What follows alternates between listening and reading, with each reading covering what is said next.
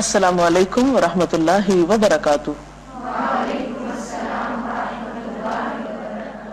نحمده ونصلي على رسوله الكريم اما بعد فاعوذ باللہ من الشیطان الرجیم بسم اللہ الرحمن الرحیم رب اشرح لي صدری ويسر لي امری واحلل عقدۃ من لسانی یفقهوا قولی۔ ناظرین، ہماری آج کی گفتگو کا موضوع ہے رمضان اور زکوٰۃ۔ اگرچہ زکوٰۃ کے لیے کوئی مہینہ مخصوص نہیں ہے، ہر صاحب مال اور صاحب حیثیت اور خصوصاً صاحب نصاب شخص کو زکوٰۃ اس وقت ادا کرنی چاہیے جب اس کے مال پر جو واجب الزکوٰۃ ہے 1 سال گزر چکا ہو۔ زکوٰۃ کا حکم نہ صرف یہ کہ امت مسلمہ کے لیے ہے، بلکہ اس سے پہلے کی امتوں کو بھی زکوٰۃ کا حکم دیا گیا۔ قرآن پاک میں اللہ سبحانہ وتعالی بنی اسرائیل کے بارے میں سورۃ البقرہ میں کچھ یوں بیان فرماتے ہیں: وَإِذْ أَخَذْنَا مِيثَاقَ بَنِي إِسْرَائِيلَ لَا تَعْبُدُونَ إِلَّا اللَّهَ وَبِالْوَالِدَيْنِ إِحْسَانًا وَذِي الْقُرْبَى وَالْيَتَامَى وَالْمَسَاكِينِ وَقُولُوا لِلنَّاسِ حُسْنًا وَأَقِيمُوا الصَّلَاةَ وَآتُوا الزَّكَاةَ ثُمَّ تَوَلَّيْتُمْ إِلَّا قَلِيلًا مِّنكُمْ وَأَنتُم مُّعْرِضُونَ۔ اس کا ترجمہ ہے، اور جب ہم نے بنی اسرائیل سے پختہ عہد لیا کہ تم اللہ کے سوا کسی کی عبادت نہ کرو، ماں باپ کے ساتھ احسان برتو اور رشتہ داروں کے ساتھ، یتیموں اور مسکینوں کے ساتھ نیک سلوک کرو، لوگوں سے بھلی بات کہو، نماز قائم کرو اور زکوٰۃ دو، مگر تھوڑے آدمیوں کے سوا تم سب اس عہد سے پھر گئے۔ تو اس آیت سے پتہ چلتا ہے کہ دیگر احکامات کے ساتھ ساتھ زکوٰۃ دینے کا حکم بنی اسرائیل کو بھی دیا گیا تھا۔ امت مسلمہ پر اس کی فرضیت کے بارے میں قرآن پاک میں آتا ہے: وَأَقِيمُوا الصَّلَاةَ وَآتُوا الزَّكَاةَ وَأَطِيعُوا اللَّهَ وَأَطِيعُوا الرَّسُولَ۔ قرآن و سنت کے مطالعے سے یہ بات پتہ چلتی ہے کہ زکوٰۃ اسلام کی بنیادی ارکان میں سے ایک اہم رکن ہے۔ قرآن پاک میں 82 مقامات پر نماز کے ساتھ زکوٰۃ کا حکم پایا جاتا ہے۔ نبی صلی اللہ علیہ وسلم نے فرمایا: بنی الاسلام علی 5، اسلام کی بنیاد 5 چیزوں پر ہے: شہادت اللہ الہ الا اللہ وان محمد رسول اللہ واقام الصلاۃ وایتاء الزکاۃ والحج وصوم رمضان۔ آپ صلی اللہ علیہ وسلم نے فرمایا، اسلام کی بنیاد 5 چیزوں پر ہے: اس بات کی گواہی دینا کہ اللہ کے سوا کوئی معبود نہیں اور محمد صلی اللہ علیہ وسلم اللہ کے رسول ہیں، نماز قائم کرنا، زکوٰۃ دینا، حج کرنا اور رمضان کے روزے رکھنا۔ بخاری کی ایک اور حدیث میں حضرت جریر بن عبداللہ رضی اللہ تعالی عنہ سے روایت ہے کہ میں نے نبی صلی اللہ علیہ وسلم سے نماز قائم کرنے، زکوٰۃ دینے اور ہر مسلمان کی خیرخواہی کرنے پر بیعت کی، یعنی انہوں نے اس فریضے کو ادا کرنے کے لیے آپ سے عہد کیا۔ حقیقت یہ ہے کہ اسلام میں زکوٰۃ کا نظام معاشرتی بھلائی کے لیے ہے۔ رمضان کا مہینہ شہر المواسات ہے، انسانوں کے ساتھ ہمدردی اور خیرخواہی اور بھلائی کرنے کا مہینہ ہے۔ اس ہمدردی کے کئی طریقے ہو سکتے ہیں، لیکن ہمدردی کرنے کا بہترین طریقہ اپنے فرائض کی ادائیگی بھی ہے۔ اللہ تعالیٰ نے صاحب حیثیت مسلمانوں کے مال میں فقراء کا حق رکھ دیا ہے اور اس کے بہت سے فائدے بھی بتائے ہیں۔ سب سے بڑا فائدہ تو یہ ہے کہ اس کی بدولت انسان آخرت کے سب سے بڑے امتحان میں کامیاب ہوتا ہے۔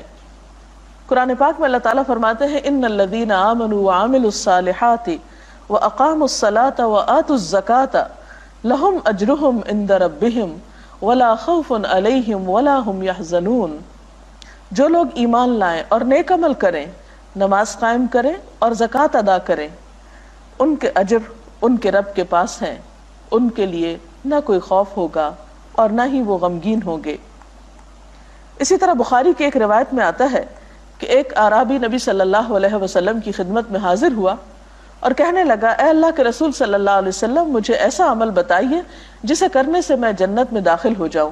تو اس پر آپ نے فرمایا اللہ تعالیٰ کی عبادت کرو اور اس کے ساتھ کسی کو شریک نہ کرو، فرض نماز ادا کرو، فرض زکوٰۃ ادا کرو، رمضان کے روزے رکھو. اس نے کہا اللہ کی قسم میں اس سے زیادہ کچھ نہ کروں گا. جب وہ شخص واپس ہوا تو آپ نے فرمایا جسے جنتی آدمی دیکھنا پسند ہو وہ اس شخص کو دیکھ لے. تو اس سے کیا پتہ چلتا ہے کہ جنت میں جانے کے لیے سب سے اہم چیز اپنے فرائض کی ادائیگی ہے. کیونکہ اگر کوئی شخص اپنے بنیادی فریضے سے غافل ہے اور ادھر ادھر کی نیکیاں کر رہا ہے تو جب تک وہ اپنا فرض پورا نہیں کرتا باقی نیکیوں کی بھی قدر و قیمت نہیں ہوگی. زکوٰۃ کا لفظ جو ہے اس کا بنیادی طور پر معنی ہے پاک کرنا، نشو نما دینا. زکوٰۃ یہ دونوں کام کرتی ہے، ہمیں گناہوں سے بھی پاک کرتی ہے، مال کی حرص اور محبت سے پاک کرتی ہے، لالچ سے پاک کرتی ہے، اور اسی طرح ہمارے دل میں انسانوں کی ہمدردی کے جذبات کو پروان چڑھاتی ہے. خیر اور بھلائی کے احساسات نشو نما ہوتے ہیں زکوٰۃ کی ادائیگی سے. زکوٰۃ گناہوں کا کفارہ اور نفس کے تزکیے کا بہترین طریقہ ہے. قرآن پاک میں اللہ تعالیٰ حضور صلی اللہ علیہ وسلم سے خطاب فرماتے ہیں خذ من اموالہم صدقۃ تطہرہم بہا وتزکیہم.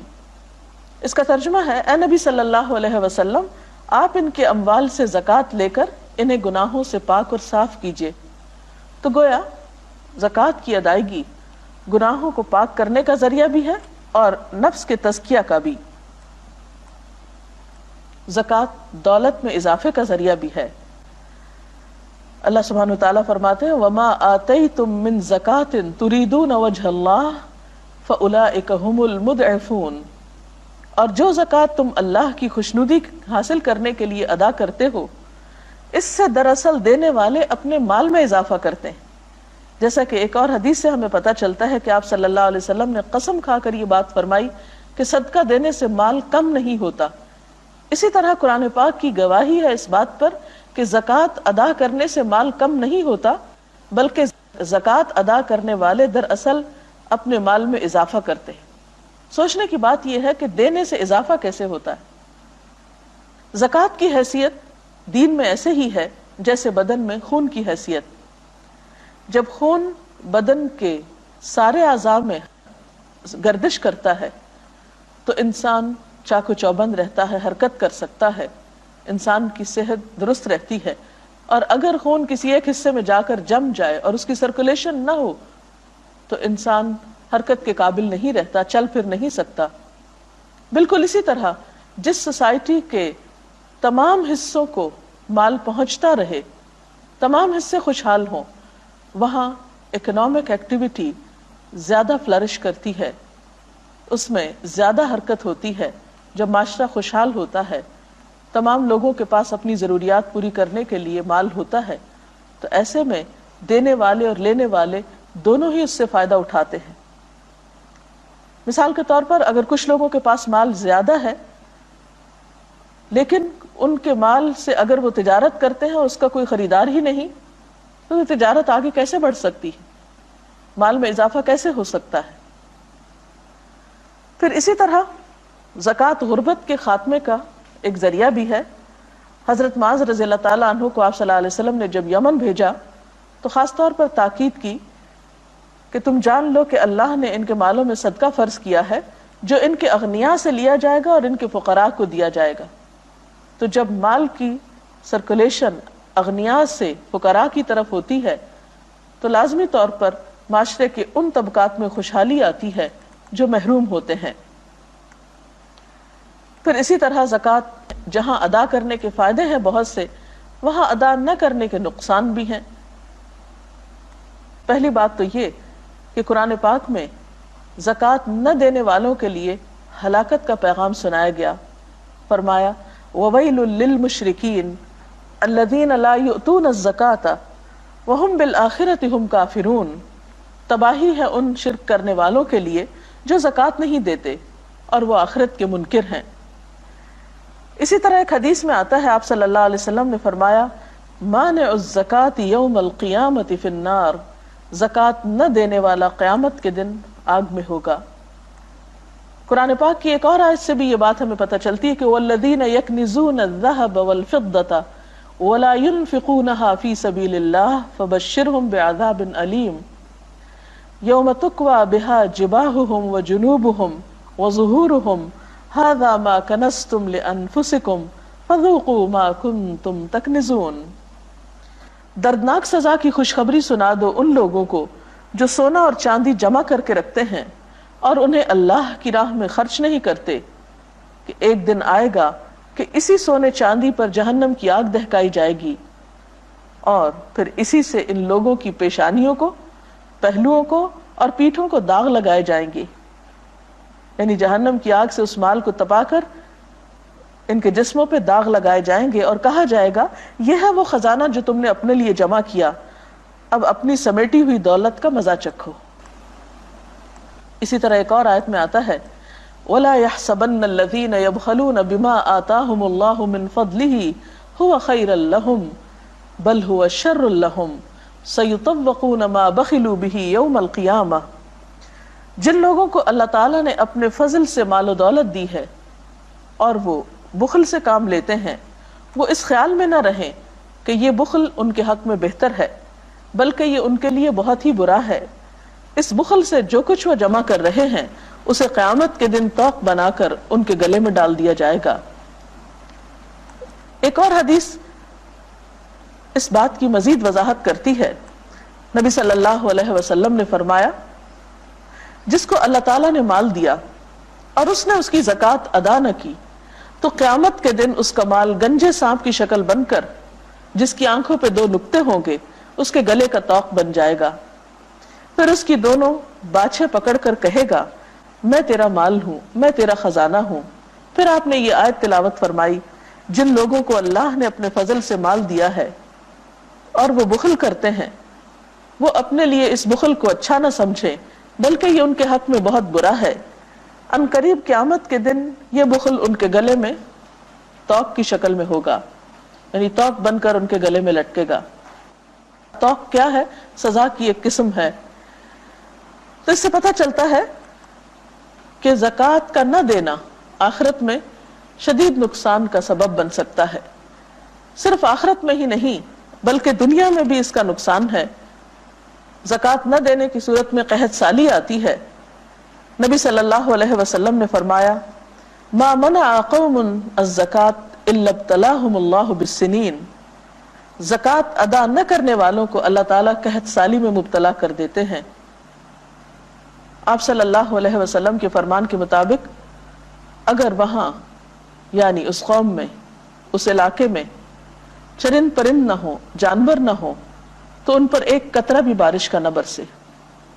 یعنی اللہ تعالیٰ ایسے لوگوں سے اتنا غضبناک ہوتا ہے اور ان کو اپنی رحمت سے محروم کر دینا چاہتا ہے جن کے دلوں میں بندوں کے لیے رحم کا جذبہ نہیں، کیونکہ آپ نے فرمایا کہ جو زمین والوں پر رحم نہیں کرتا اس پر آسمان والا بھی رحم نہیں کرتا۔ انسانی ہمدردی ایک مسلم کا بنیادی شعار ہونا چاہیے۔ ناظرین، اس کے ساتھ ہی ہمارے آج کے پروگرام کا وقت ختم ہوتا ہے۔ کل تک کے لیے اجازت چاہتے ہیں۔ اللہ